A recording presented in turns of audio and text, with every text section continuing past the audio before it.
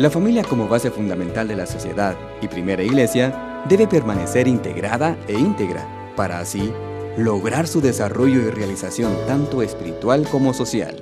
Para ello, los esposos Francisco Zamora y Violeta de Zamora nos guían hacia soluciones en torno a la problemática actual de la familia. Una guía bajo la perspectiva del magisterio de la Iglesia y las líneas de acción de la pastoral familiar.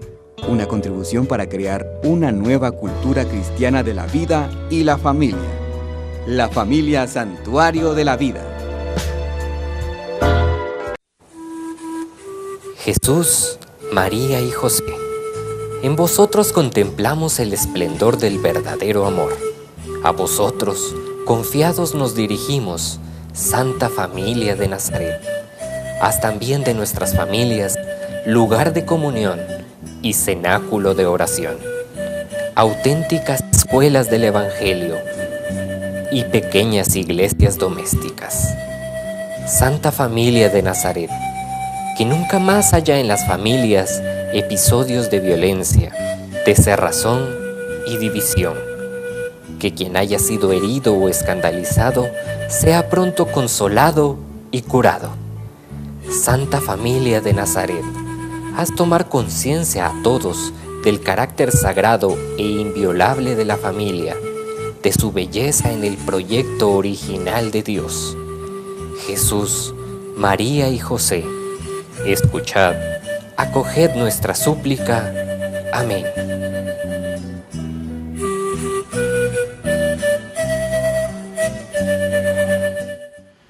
Queridos amigos, qué alegría y qué bendición estar de nuevo en sus hogares. Gracias porque sabemos que cada semana usted sintoniza su programa, La Familia Santuario de la Vida. Le damos la bienvenida como siempre a Francisco. Hola Viole, queridos amigos, mucho gusto de estar con ustedes nuevamente. Así es, Francisco. Y hoy vamos a trabajar una quinta entrega.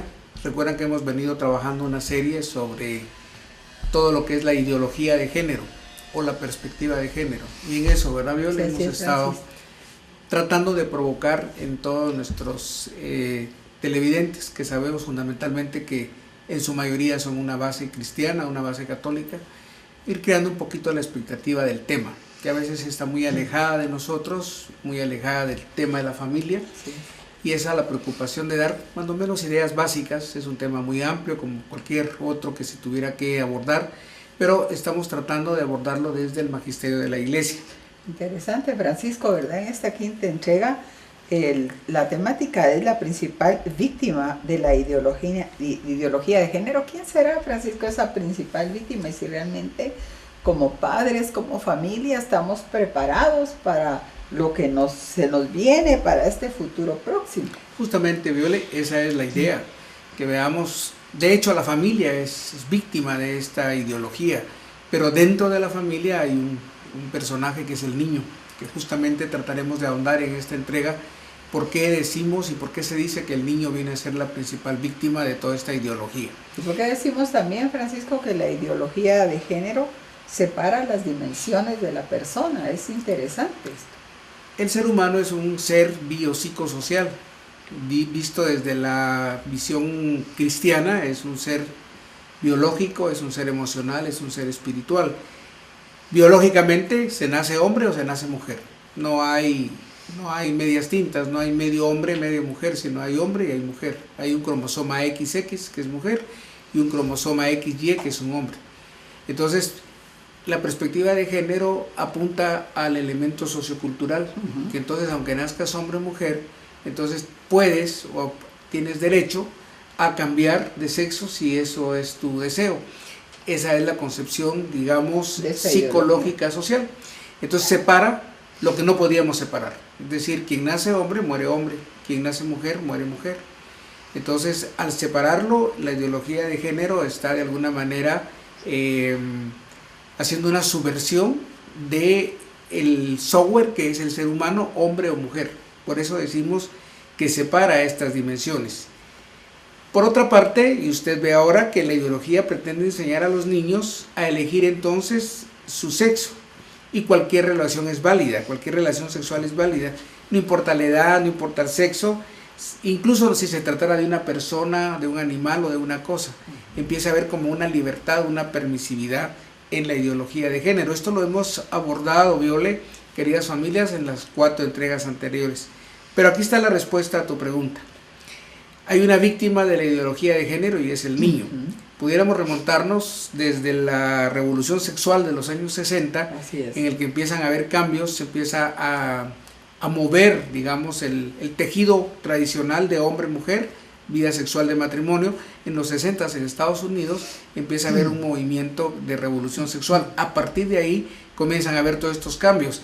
40 años del siglo pasado y 17 de ahora, en 57 años, tenemos unos cambios increíbles en este tema de la sexualidad, y la mayor crisis la tiene el matrimonio. Así es. El matrimonio está en crisis, entra en crisis como tal. Ejemplos: la gente ya no se casa, sino simplemente se une, empieza a haber las uniones consensuadas, las uniones libres, ya no hay el matrimonio como tal, y empieza a haber la cohabitación. Hay muchas expresiones para decir esto, pero la cohabitación es alguien que vive en pareja. De hecho, usted recuerda y se dará cuenta que ahora ya no dicen su esposa, su esposo, sino usualmente dicen mi pareja. Su pareja. Mi pareja. Le presento a mi pareja, y mi pareja puede ser del mismo sexo, mi pareja puede ser una jovencita si él es de edad o viceversa.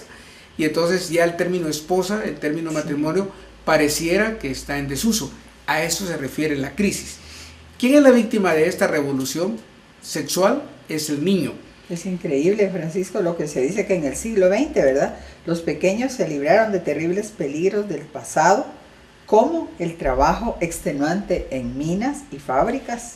Eso, Viole, yo diría en países muy desarrollados, porque nosotros tenemos todavía una gran cantidad de niños. Así vamos a los niños que pican piedra, Francisco. Que están picando piedra, que están recogiendo basura, que son niños de la calle, o que son niños que desde muy pequeños están entrando al proceso agrícola en el interior del país. Sí, claro.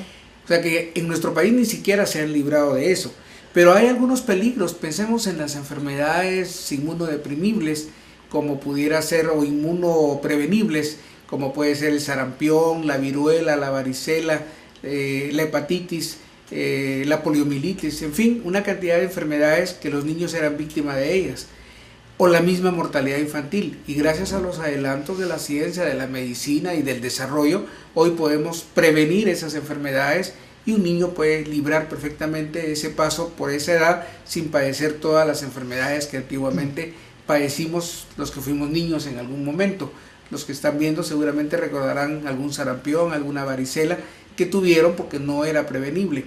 Sin embargo, a pesar de que se lograron superar estos hechos vitales en la población, o las enfermedades infecciosas, no así se ha podido librar de otra trampa mortal. Así es, Francisco, por eso hablamos que nunca antes en la historia el niño ha disfrutado de más seguridad y más bienestar, excepto en el sitio más insospechado, la propia familia. Ahí es donde está la trampa mortal, precisamente. Claro, porque la familia, que está llamada a producir el amor, el bienestar, el calor, seguridad, el cuidado, la seguridad al niño y todas las características que encontramos en la familia, pareciera ahora ser un lugar de riesgo. Así es, antes podíamos decir que era un lugar seguro para el niño, donde había un cerco de seguridad, una muralla de protección para todos los niños. Sin embargo, esto está en riesgo, en alto riesgo. Al entrar en crisis el matrimonio, al entrar en crisis obviamente la familia, que es la extensión del matrimonio, el niño entra en crisis.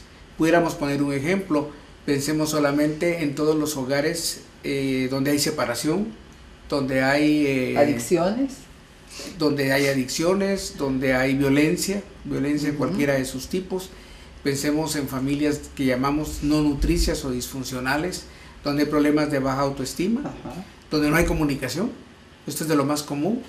Es común encontrar en nuestra clínica personas que se quejan que no platican, no hablan en casa, ligeramente se saludan, ligeramente se toleran, donde no hay normas claras, no hay reglas claras. Lo hemos abordado en programas previos, todo el tema de la funcionalidad, de la norma, de la virtud, del amor en la familia. Los límites. Familias donde no hay límites, donde no están claras las normas.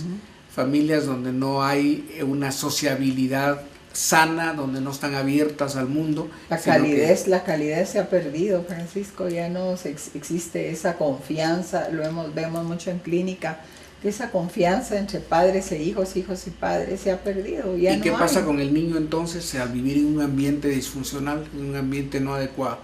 Es un niño que empieza a repetir exactamente las mismas expresiones que ve en familia. Ayer antier mirábamos en un programa como un sacerdote cubano que vive en Estados Unidos decía: el niño abría siempre la nevera, el refrigerador, y lo que encontraba eran cervezas. Entonces no es de extrañar que cuando crece, cuando se socializa, lo único que tenga en su refrigerador, o básicamente son cervezas. Y cuando se casa, lo primero que quiere hacer es pasar tomando la vida de cerveza. ¿Por qué? Porque eso fue lo que le dimos desde Es niño. su patrón. Hay un patrón de conducta, hay un patrón de crianza. Por eso decimos, si la familia y el matrimonio están en crisis, este niño va a estar en crisis. Y hay una crisis todavía más interna, la del hecho conyugal.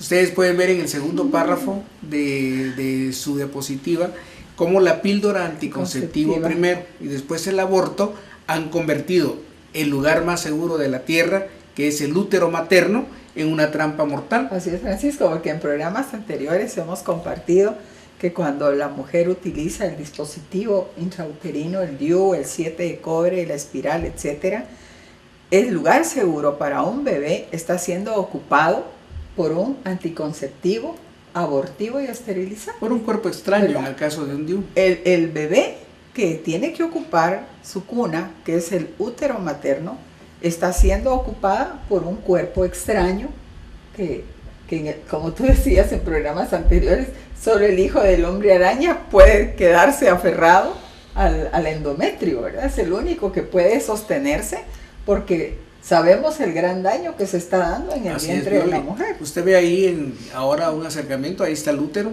y ahí está el bebé acostadito en su cuna. Pues esta cuna del bebé se ve amenazada no solo con el dispositivo intrauterino, Violi, Sí. sino con los anticonceptivos hormonales. Se sabe que tanto la píldora, la inyección como los implantes provocan cambios hormonales que hacen que esta cuna se vuelva plana, para que cuando llega el bebé en forma de un huevo o cigoto al 7º, 8º día después de la concepción, no puede implantarse, no puede anidarse, tiene que irse. Y esto es una forma abortifaciente adicional que tienen los anticonceptivos, sobre todo las combinaciones de estrógenos con progestágenos. Esto es un holocausto moderno del que poco se habla. Pero al final, ante esta cultura antivida, tenemos entonces que la familia se convierte en una trampa mortal. Y el que cae en la trampa sin saberlo es el niño. Sea porque o no puede nacer, o se le dificulta aparecer, o lo eliminan al no más nacer o antes de nacer, o lo que es peor, nace, pero empieza a tener agresiones, digamos casi que inconscientes de parte de su familia, en toda esta disfuncionalidad. ¿Qué ocurre? Que la sociedad sigue reproduciéndose socialmente con los mismos problemas. Entonces, a eso se refiere con la trampa mortal. Veamos cómo el matrimonio, que es una convivencia heterosexual, ha cambiado, ha estado en crisis, pero veamos un poquito el debe ser. El derecho, hablo del derecho como institución, como legalidad, el derecho romano, es decir, necesitamos la ley para convivir los seres humanos, necesitamos la norma. El derecho ha fomentado durante siglos que hay una convivencia heterosexual, o sea, hombre-mujer, hetero, distinto, de sexo, hombre y mujer, monógama, es decir, una sola pareja, monógama y duradera.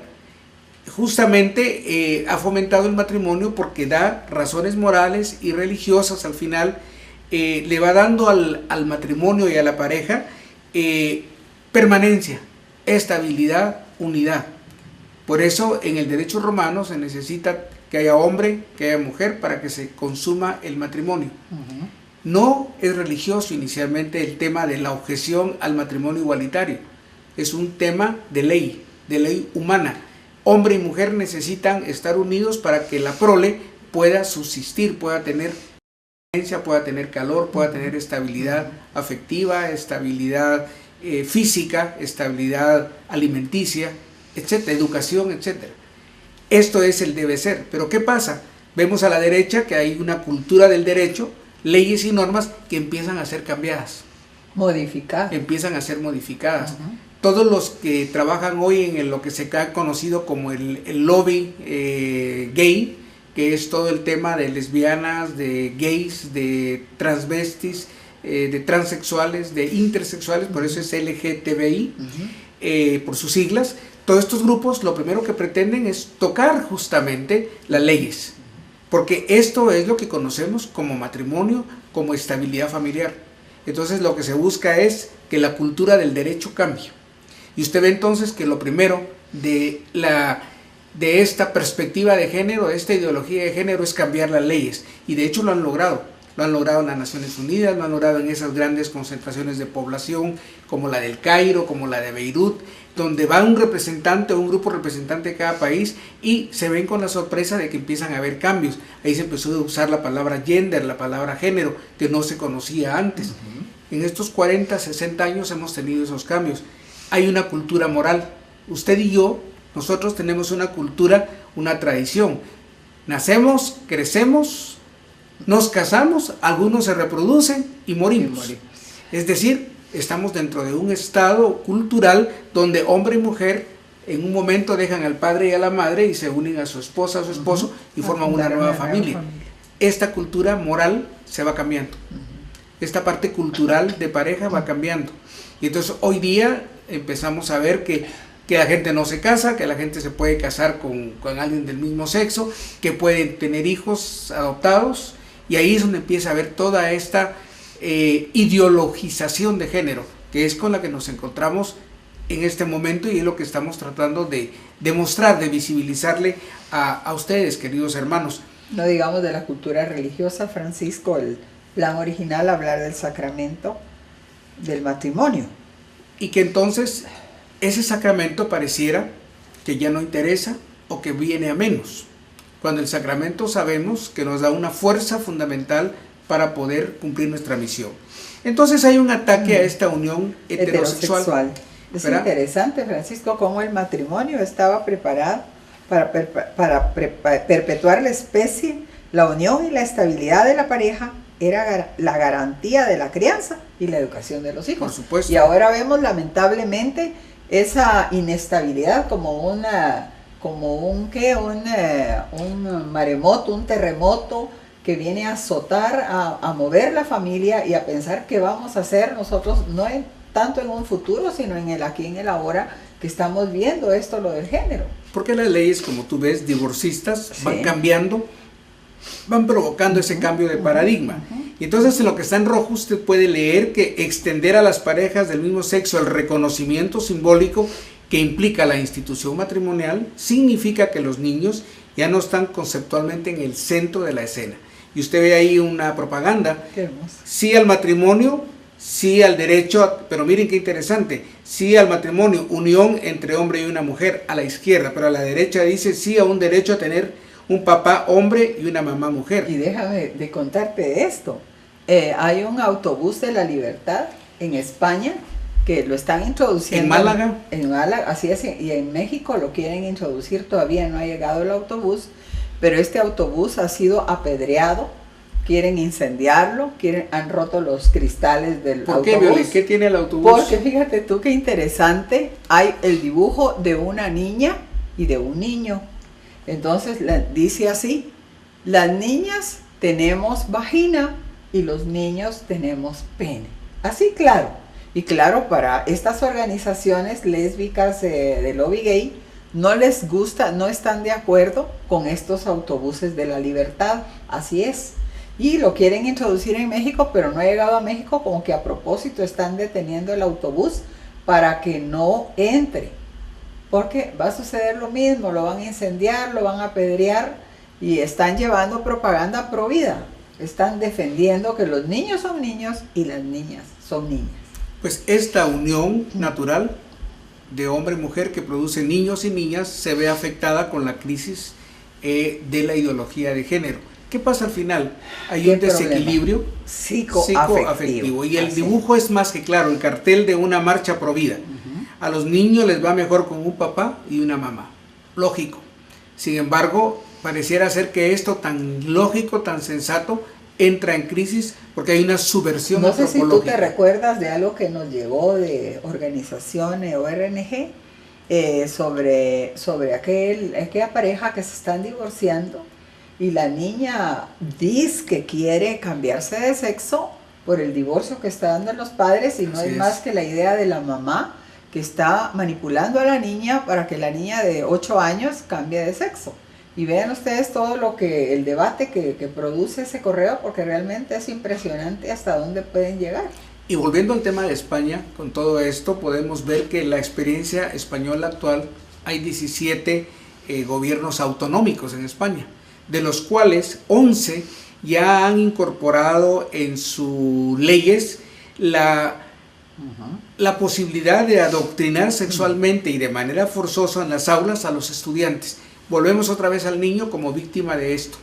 Y entonces, en 11, porque aquí está el ejemplo de Cantabria, que es la que se está incorporando, ha estado Barcelona, ha estado Madrid, ha estado Málaga, que son tal vez de las principales.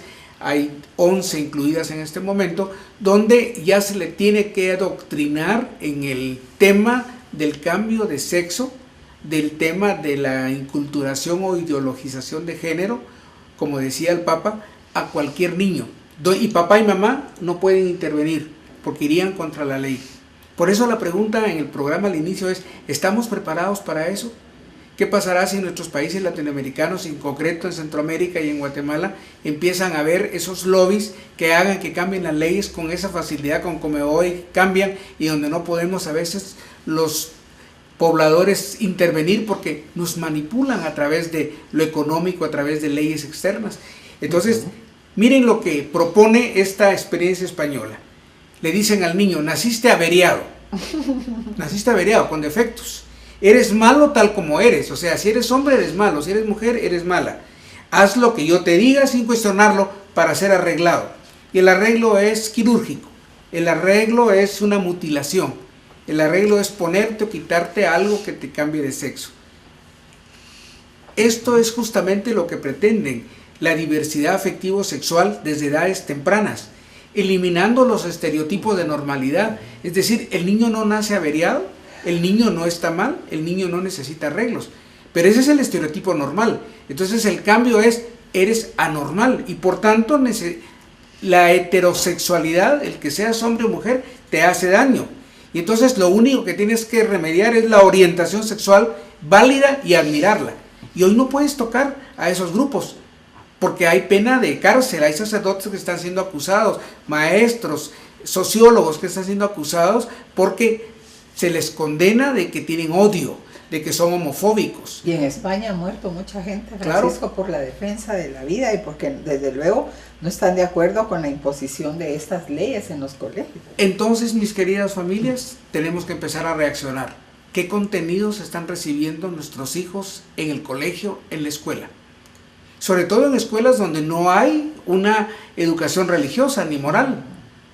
Vean cómo en nuestros países cambiaron las clases de moral que teníamos, teníamos clases de religión, teníamos clases de ética, y todo eso ha desaparecido. Y ahí están los resultados. Entonces ahora es muy fácil, porque esto era una estrategia para hablar del cambio de diversidad sexual.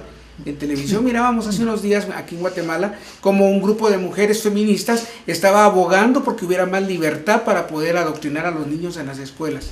Y nosotros creemos que esto es para bien, y resulta que es para que mañana llegue tu hijo a decirte, mami, me cambio de sexo. Francisco, lo que me impresiona es que hace algunas semanas en X canal de televisión de acá de Guatemala mirábamos que estaban instruyendo a los niños en Cobán específicamente, en Cobán, y mirábamos como un muñeco vestido de preservativo, una niña de escasos 7 años bailaba con el preservativo, como que esto era un chiste, una diversión, un símbolo. Y las piñatas creo que en formas de pene. Bueno, una cosa que yo me quedé, hasta aproveché para tomar fotos, Francisco.